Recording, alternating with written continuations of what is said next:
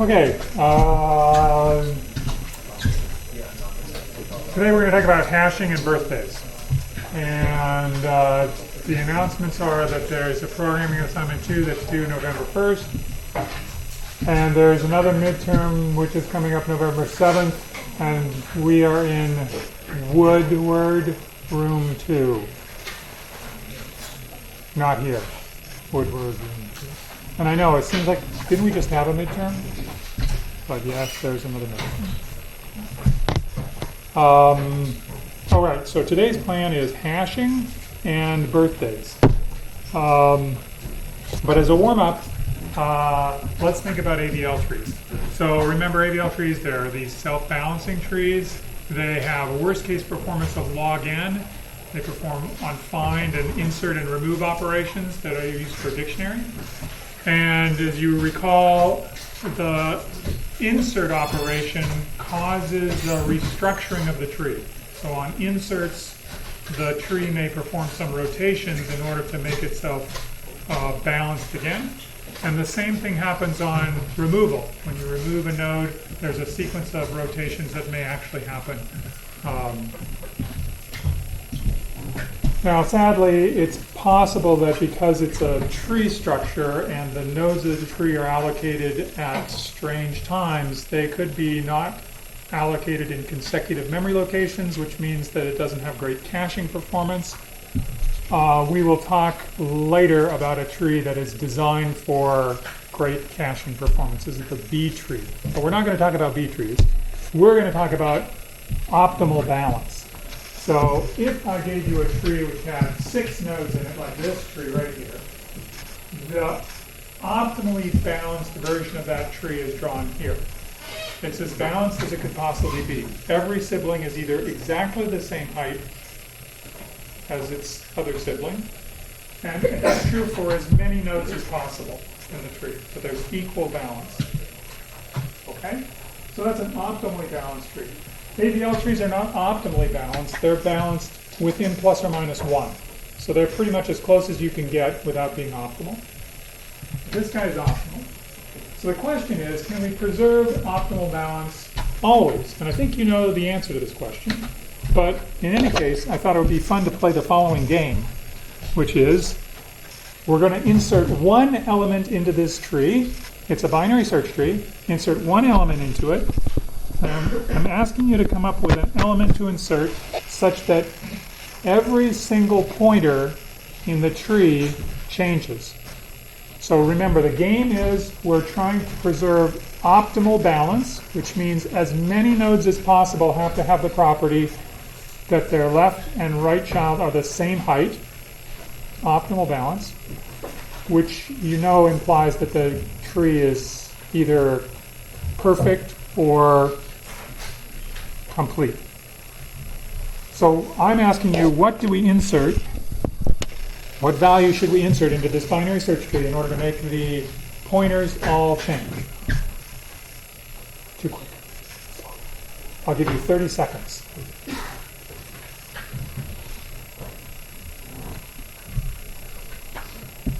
That's a blank line. Supposed to fill in the blank.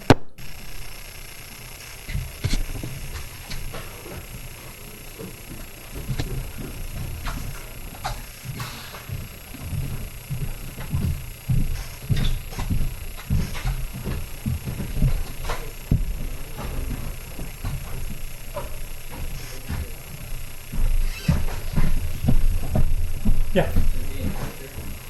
Should be an integer. No, you can insert whatever you'd like.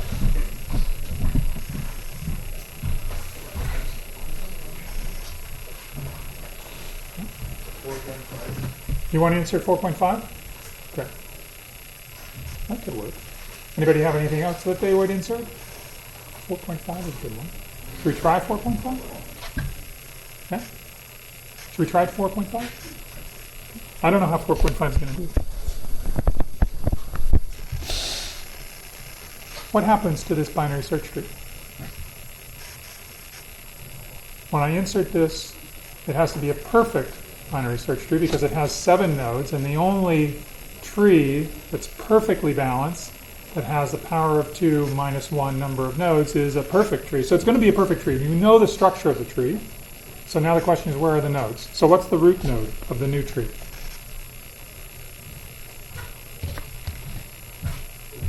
See, this is where my head hurts. What's the root node of the new tree? Great. Left child?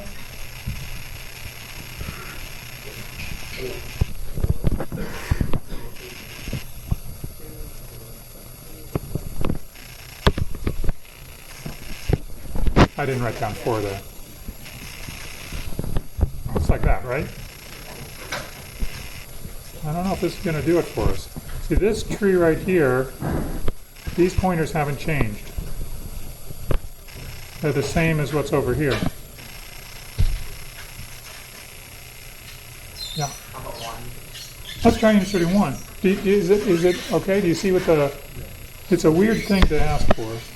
So let's try 1.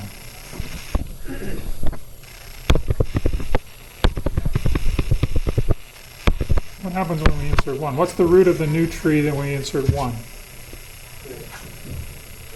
4. What is the left child of 4? The 1. And then I suppose 3 must go here. This should be easy.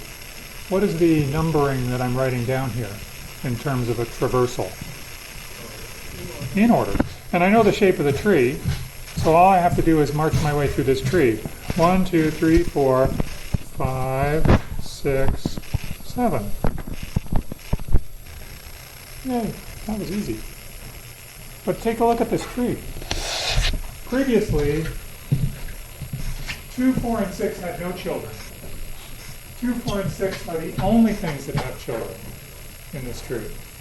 So every single pointer, every single entry, left and right pointer entry in this tree has changed from what it was in this tree. So what does that tell you about the amount of time that it takes to preserve this optimal balance?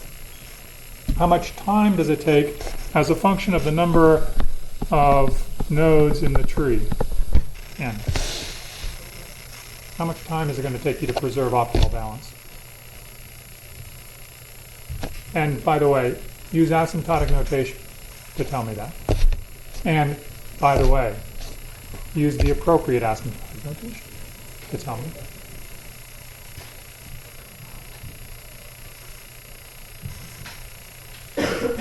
Everybody got it? Okay, you would get 100% on this. So now say what your answer is. Omega of n. So this takes omega n time to construct a perfectly balanced tree.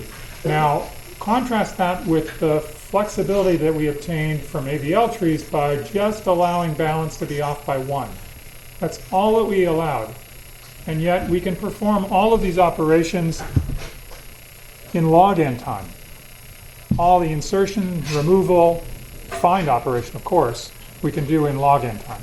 For the perfect tree, we get log n find, but we can't do anything with the tree without causing massive amounts of, or omega of n work in order to restructure. So that's what's so cool about AVL trees. They're fantastic. Pretty cool. Amazing. Okay, everybody, that's it for AVL trees for now. We'll look at other stuff. Right now, we want to go back to looking at different data structures for implementing dictionary ADTs. This is the dictionary ADT. We know AVL trees perform these operations in order log n time.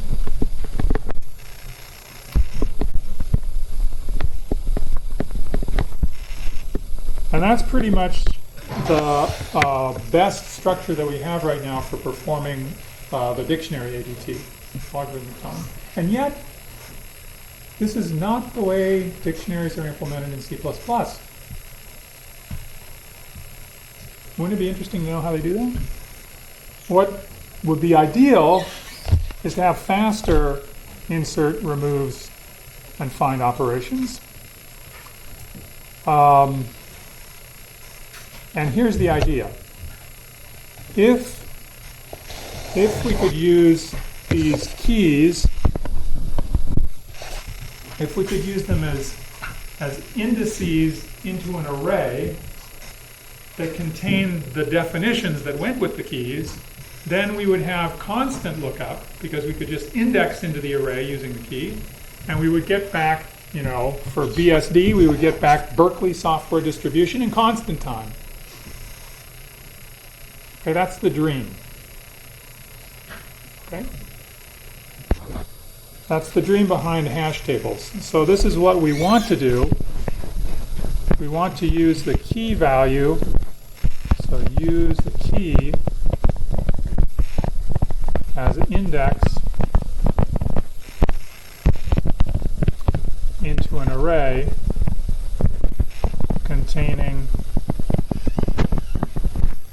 the definitions or the associated value associated with the key. And that's the ideal. That's what we would like to do. However, as you well know, we can't use strings and arbitrary keys to index into an array. What we can do is use integers.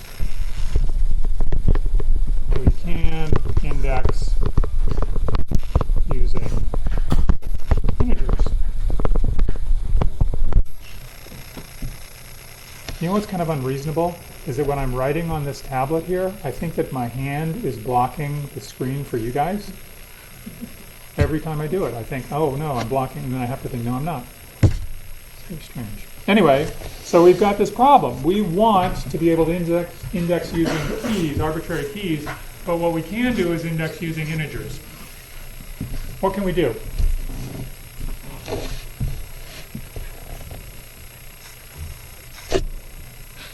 Yeah.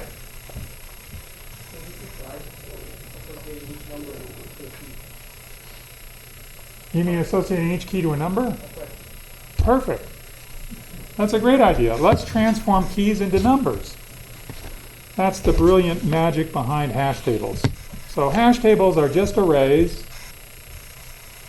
but in order to index those arrays by keys, we have to use what's called a hash function to map the keys to indices. Okay, so here's an example. I give you the key GNU, and you run it through a hash function that maps that key to the index 2. That indexes into some array that tells me what the definition for GNU is. Okay. So that's this function down here, hash of GNU is equal to 2. Everybody got it? That's hash tables. Let me ask you a question. What properties would you like hash functions to have?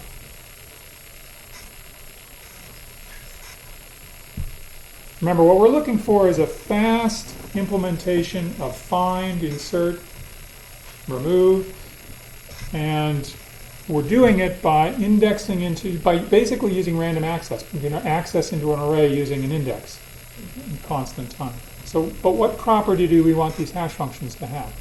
Yeah.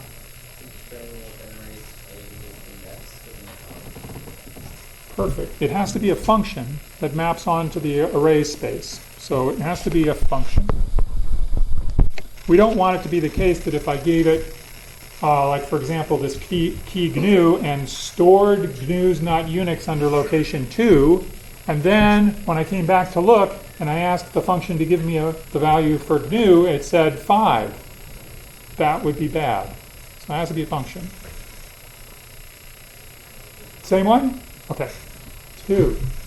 What's another property that we want this hash function to have, besides the fact that it's a function? Yep. Must be fast. Yeah, let's not get crazy yet, because, I mean, order 1 is really fast, but something like less than log n. Now, we want it to be fast. So we want, let's put down these properties. 1, it's a function.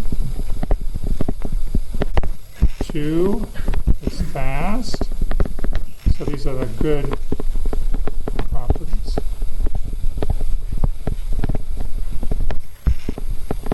Of the hash function called hash. Function, it's fast, Any other properties? Okay, now go ahead. Yeah, so that's part about being a function that's onto the hash table. Yep, you're right. So it's onto the table. Onto the indices of the table. Injective. You want it to be the case that this function will take GNU and map it to a different location than, for example, Unix. Yeah. So this is called no collisions, or injective, but we're going to call it no collisions. No collisions. Collision occurs when, well, you'll see it on the next slide, but a collision occurs when two keys map to the same location. We want no collisions. Well, it doesn't have to be one-to-one, it just has to be injective, meaning it doesn't have to fill up the table. It can be blank spots in the table, but ideally you would not want there to be two keys that send their definition to the same spot in the table. That's a very good problem. Yeah. Is there like a function where you input a value what you want it to be? Like it returns the key for a given value. Yeah, that's called a reverse dictionary, and you can just do it by implementing a dictionary going the other way. Then hash function would also be reversible. Like if it goes one way, it can go the other way too. Oh, you want an invertible hash function. I don't know if that's a necessary. That's certainly not a necessary property. I mean, in fact, that would be a very strict property to have. I mean, then you would really, you'd have injectivity, and you'd anyway, we're not going to shoot for that. I mean, it might be nice in some situations, but I think for our purposes, we only want to go one way. Any other interestingly nice properties that we have for this function? Those are pretty much the ones that I had. There is some question here, though, which is, what do we know about the keys? I mean, can you tell me what the next flavor of Unix is going to be? That I'm going to have to put in my dictionary of Unixes? Unices? No. You have no idea. It's going to be an arbitrary key that's going to be plunked into this hash table. You don't have any control over what that next key is going to be. This is going to make no collisions very, very difficult. Right? If you fix a function that maps keys to integers, and you go telling me that function, I can find another key that'll map as long as the space is large enough. Under what conditions, this is a good question, under what conditions could I ensure that you would not, let's get these people right. So first of all, I'm building a hash table, and you're going to give me two keys that are going to map to the same location. So I built my hash table, I tell you my hash function, and you say, here are two keys that are mapping to the same location. I looked at your function and I found these two. When will you not be able to do that?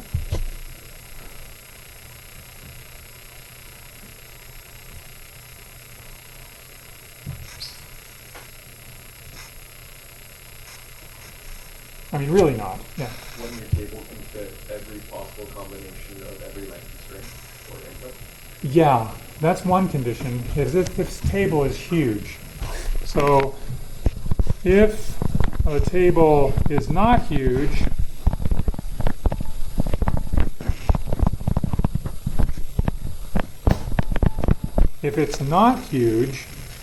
then there's always keys that are going to map to the same location.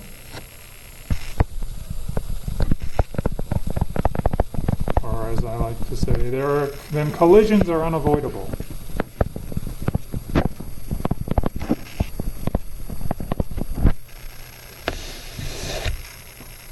Oh, so let's go to the next thing, because I think I'm telling you stuff that I'm supposed to be telling you on the next page.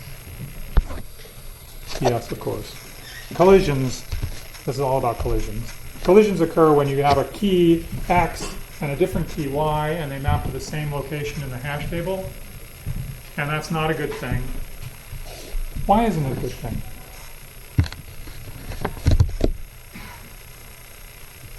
Obviously it's a bad thing, because who wins? Who gets into the slot, right? But collisions are unavoidable. What do you think that they do in hash tables? When two things collide to the same slot, what do you think that software that implements hash tables does?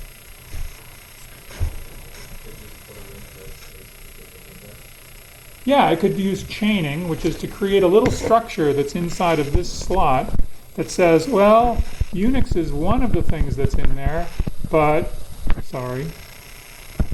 Mac OS. But Mac OS is the other one. So it has this chain of things that's chained off of this location. So no longer is that a single entity, but it now represents a set of entities that are all mapping to the same location. That's one way to handle. We'll talk about chaining. We'll talk about other collision resolution strategies in a bit. But I just wanted to put it in your head that collisions happen unless your table is huge. And by huge, I mean larger than the space of possible keys, which for arbitrary length strings, it's bigger than your computer can handle. So you can't make a non-collision, collision-free hash table because you only have a finite amount of memory. You only have a small amount of memory to use. In fact, you really don't want to have a hash table that's much, much, much, much larger than the number of things that you're planning on putting into the hash table. You sort of want it to be about that size. So you're going to get collisions. But let's still answer this question. How might one prevent collisions? Here's a suggestion. Let's generate a new number, a new index for every insertion. So every time a new thing comes in, we will say, oh, I've assigned the numbers 1 through 72. This guy gets the number 73. And I'll put it into hash slot 73, hash table location 73.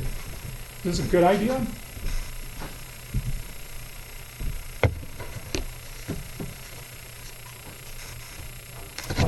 I'm defining the function as it goes. So the 73rd insertion goes into slot 73. Sounds good to me. No collisions.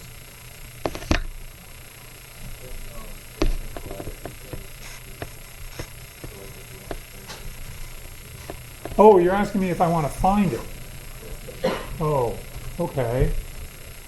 All right, so yeah, so how do I find it?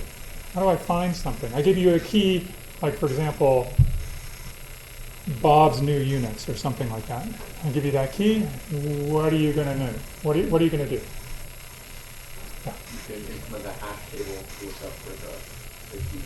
Oh, that's a brilliant idea. Because we don't know, the problem is that we don't know what order Bob's new Unix, whatever that key was that I just said, we don't know what order it was in the insertion order, so we don't know if it was the 73rd key that was entered or it was the 10th key that was entered unless we keep track of that information. And what we need to keep track of that information is a hash table. We should use a hash table to keep track of the number in which, but that's crazy, because if we could do that, then we'd be done. So we really can't do this. We really can't do my silly scheme of inserting according to the number of insertions that preceded something.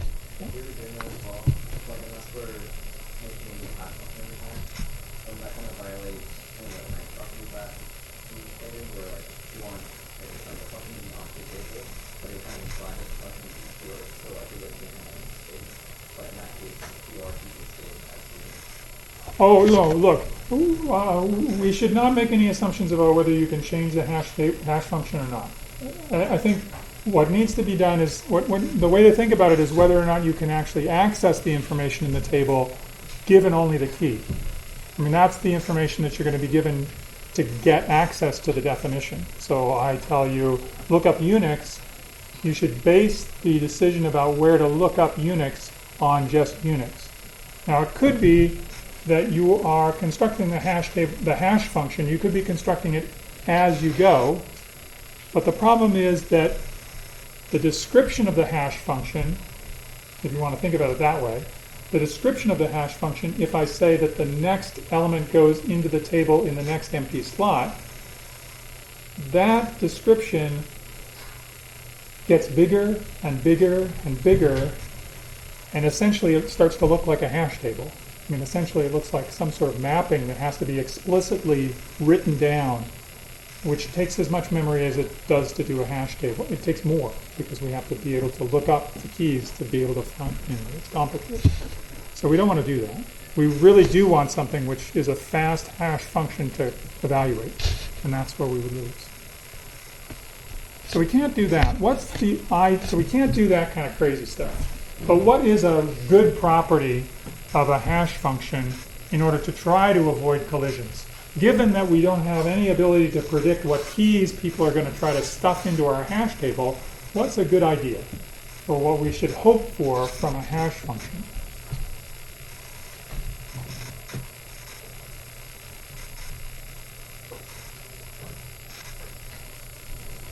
Yeah.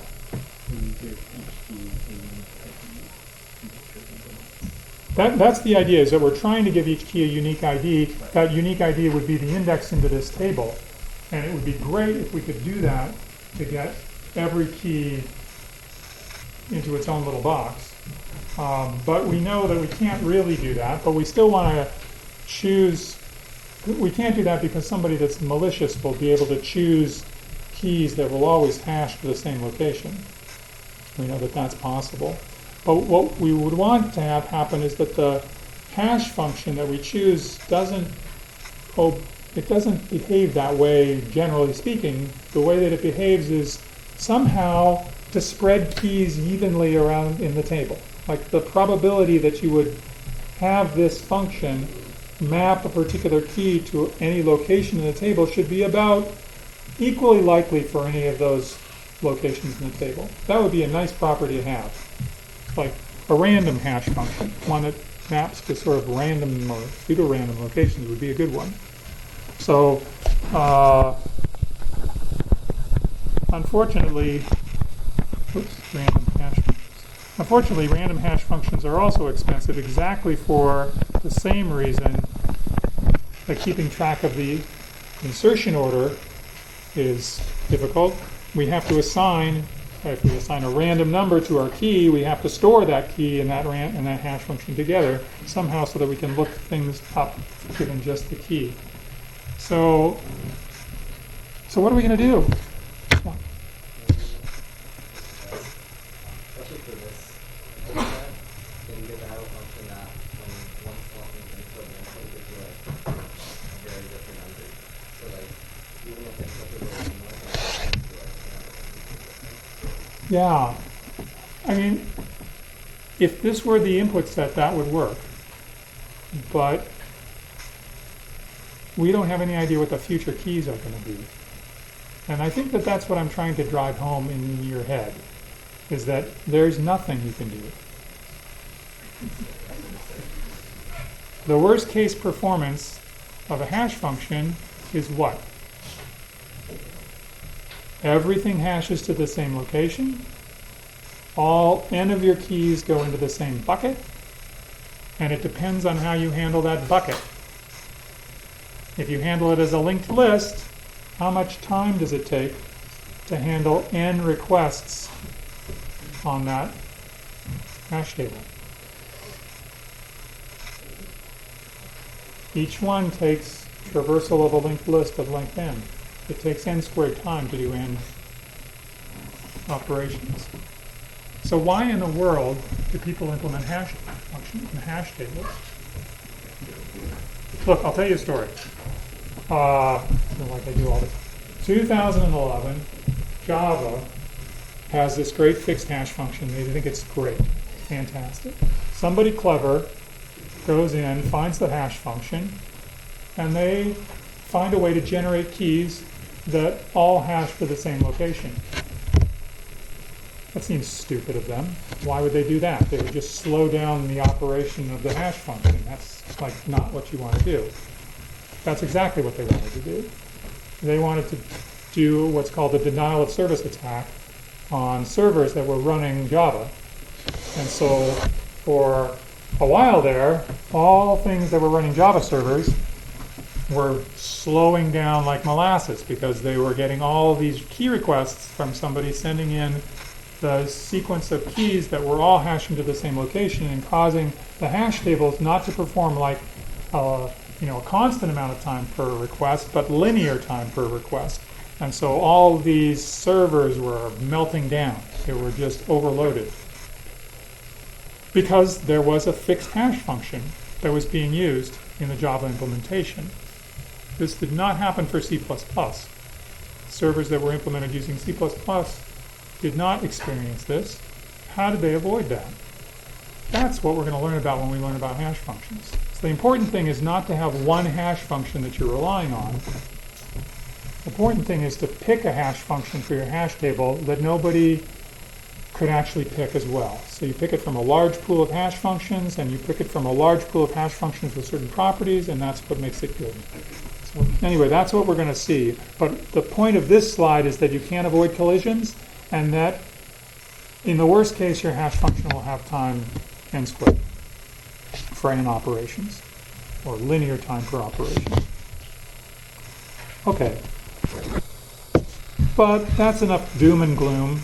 Let's talk about birthdays. Anybody have a birthday today? No? What's the probability that someone in this room has a birthday today? Let's say there's K people in this room.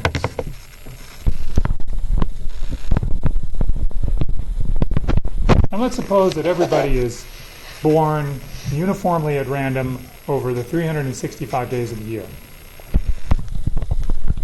Random, and I apologize for everybody that's a leap day baby, because I'm not allowing you a day.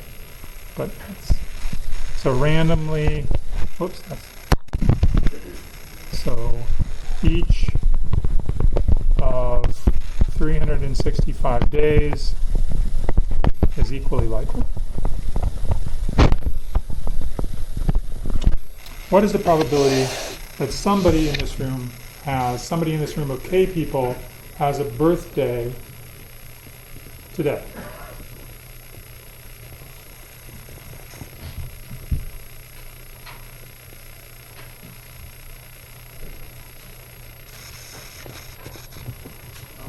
One minus 364 over 365.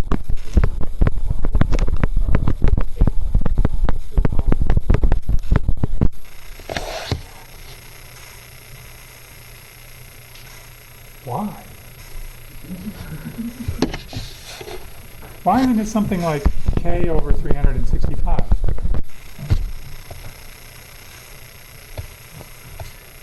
If somebody told you that it was K over 365, how would you tell them you're wrong as quickly as possible? And politely, but as quickly as possible. Yeah. Yeah, that's one good way to say it. What about a room full of 366 people? What's the probability that there's a person in there that has a birthday today? It's not one. Certainly not more than one. So this can't be right.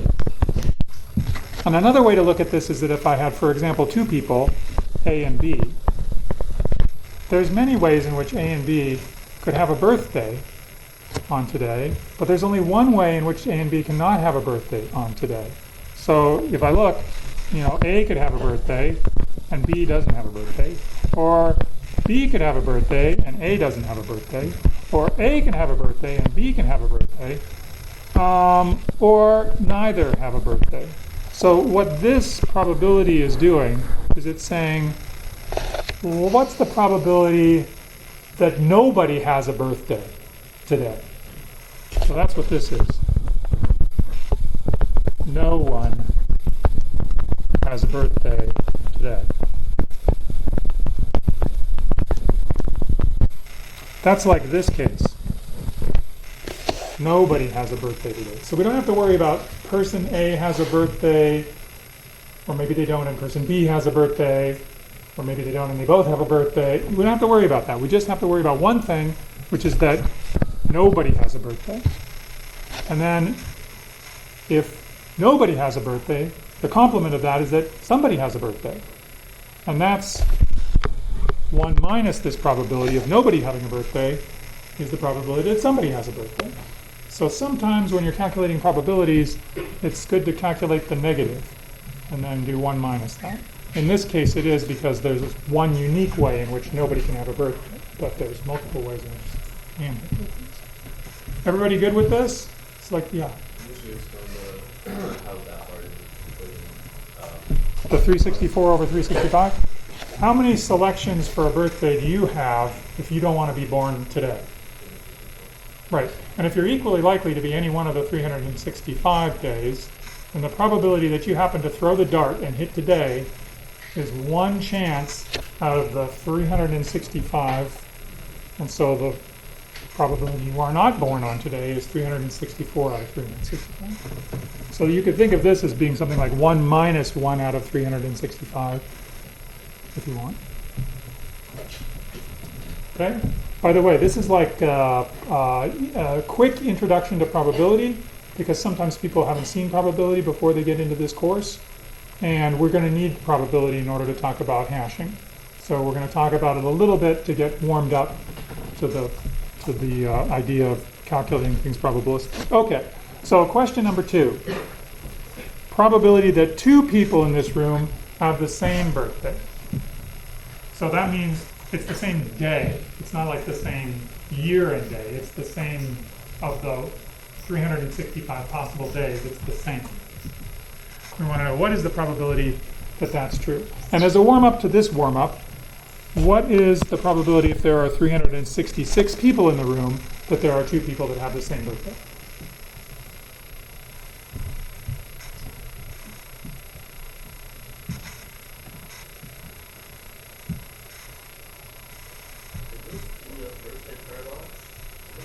We're getting there.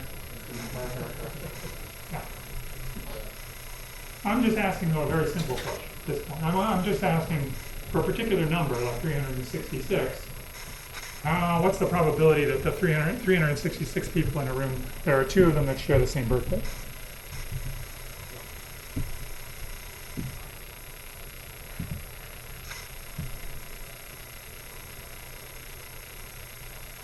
Yeah. Close to 100. Okay. Close to 100. Anybody else think it's close to 100? How many people think it's exactly 100?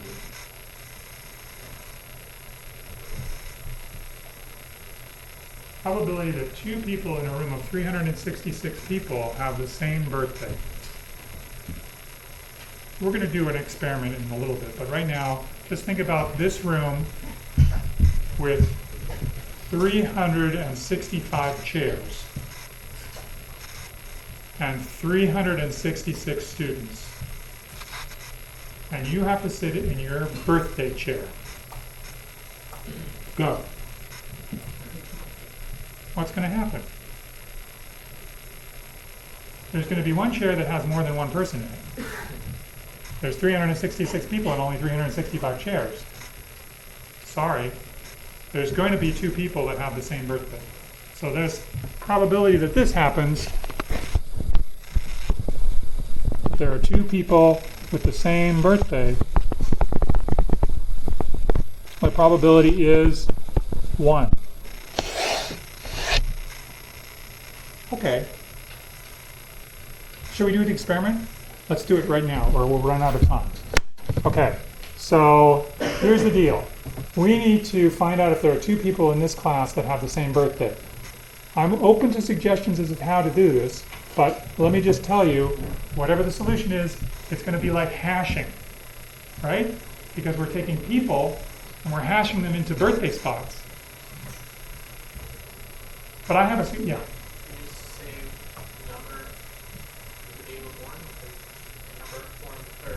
We could do that, but that's not fun.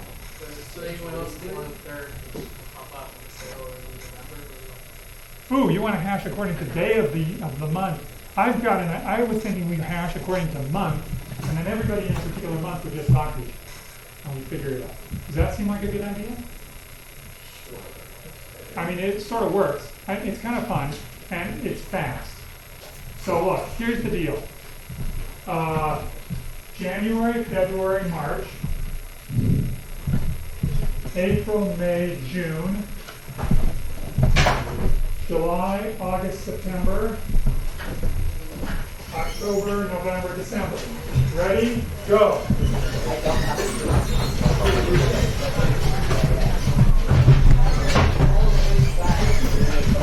All right, this is January, February, March, April, May, June, July, August, September, October, November, December.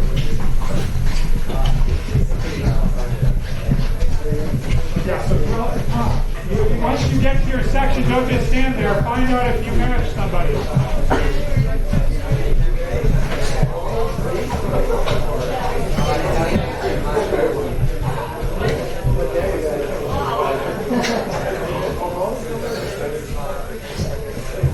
Any matches? It's almost inconceivable that there isn't. No? You have a match? Okay, great. Phew. Are you in the wrong spot? Do we have two matches? We have a one match over here. Is it another match? Oh, you two are the two match. Okay. Is there another match? Another match. Okay, that's interesting. And a third? No. Okay, so two matches. Okay, very, very interesting. What do you think the probability of that happening was? You think I would bet on that? I used to. But I can't do that anymore because I got a gambling problem. No, I don't have a gambling problem. I'm just making that up. But yeah. Let's figure it out. I mean, let's try to figure out what's this. This is called the birthday paradox. The birthday paradox says there's about 50 people in the class, maybe, something like that. You think 50 out of 365? What's the probability two of them got the same birthday? That's got to be minuscule, tiny, like much less than a half. But actually, it's more than a half. It trips over to more than a half at around 23. So I was pretty confident that there was going to be one, at least one match. Anyway, you can go back to where you were, and while you're doing that, I'm going to try to figure out how to write this down. So two of them.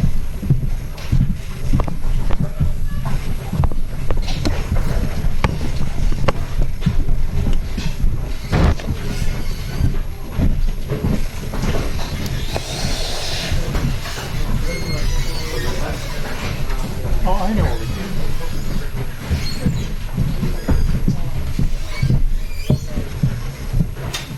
Okay, so first of all, let's try to calculate the probability. And again, this is probably going to be easier to do by calculating the probability that there are no matches. So let's start by calculating that. Suppose that we wanted to calculate the probability that in a room of k people, there are no two people that have the same birthday. Now, if k was 1, this probability would be 1. Oh, no, I'm talking about the reverse problem of the probability that nobody's birthday matches anybody else's. So if there was only one person in the room, of course, that would be 1. If there are two people, what would the probability be?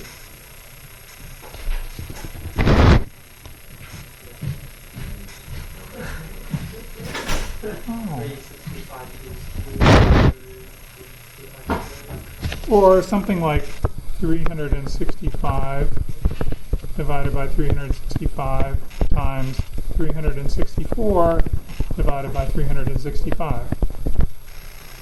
Right? For one person, the probability was 1. For two people, the probability is, I'm going to write this down, the probability that no birthday matches occur. first person, 365, it doesn't matter what day they say, 365 of the days that they could possibly say out of 365 possibilities, they are going to be the only person that has that birthday. But for the second person that I ask, 364 of the days are going to be okay because there's that one day that the first person said which doesn't work. Okay? So what do you think the next number is going to be for 3 people? 363 over 365. So you see, this is the way it works. It goes all the way down until we get to 365 minus something like k minus 1 divided by 365. And you'll notice that if k is bigger than 365, if it's 366, for example, this is going to be 0, which means the probability that we don't have a birthday match is 0. So as long as this number, 365 minus k minus 1, as long as that number is less than or equal to 0, this probability is 0, because there'll be a 0 term in there. So this is the probability that no matches occur, and so 1 minus this is the probability that matches occur. And so the claim is that this product, or 1 minus this product, is bigger than 1/2 when k is 23. Okay? Does it make sense? That's the birthday paradox. And it's a paradox because 23 is such a small number compared to 365. Yep. One minus that. Is a half. Yeah, about a half. Be bigger than 1 minus this thing. 1 minus this thing is the probability that there is a match. And I'm claiming that 1 minus this thing is bigger than a half when k is something like 23. And that's what's called the birthday paradox. So I'll write for k equals, okay, this is marked. For k equals 23, probability of birthday match is greater than 1/2. So what you could do is you could type this into Wolfram Alpha, multiply it all out for k equals 23, and find out if I'm lying or not. And you would learn absolutely nothing from that experience, except that Wolfram Alpha can do multiplication. But the reason that I wrote this is not to do the calculation. The reason I wrote it was so that you could see how the counting is going on. This is a counting thing. We're counting the number of ways that we can, like at this point, when we looked at 363, that was the number of possible days that hadn't already been chosen that could still be chosen and not create a birthday, a matching birthday. So that's how the counting goes here. Each time we're decreasing this numerator by 1 because the number of possible birthdays that have been taken is increasing by 1. So that's what happens here. But instead of doing it this way, I want to do the calculation a different way. It's not 350, right? It is 350. How did I get it? Okay, let me just tell you what we're going to do, and then we won't do it. We'll do it later. I want to do it using expected values, because I want to talk to you about expected values, and also it's a much nicer way to see this birthday paradox from my point of view. So what is the expected? So first of all, think of something like tossing dice or flipping a coin and counting the number of heads that you get. Some number that depends on a random event, like the number that shows up when you roll a dice. That's called a random variable. And what we deal with mostly in computer science are these discrete random variables, the things that have like 6 values, like a dice. You roll it, got 6 values. Each one has a certain probability. If it's a fair dice, the probabilities are all 1/6. And so the question is, what is the expected value of the number that you roll when you roll a dice? So it has a definition, this expected value. Intuitively, what it means is it's sort of the number you would expect to get. That's why it's called the expected value.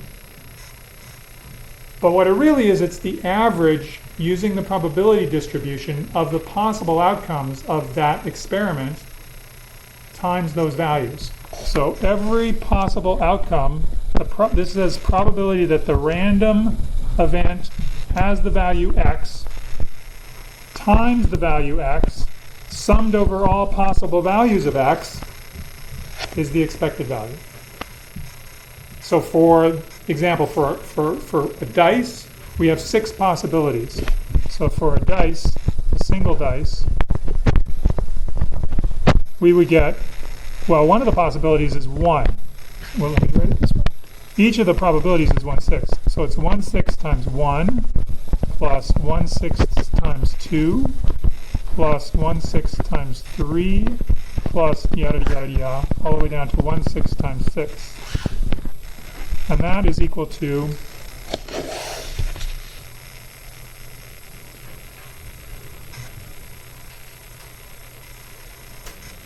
come on, we gotta go. It's time's up. Thanks. 3.5. That's the expected value of a dice roll is 3.5. Okay, next time we will talk about how to deal with the birthday paradox.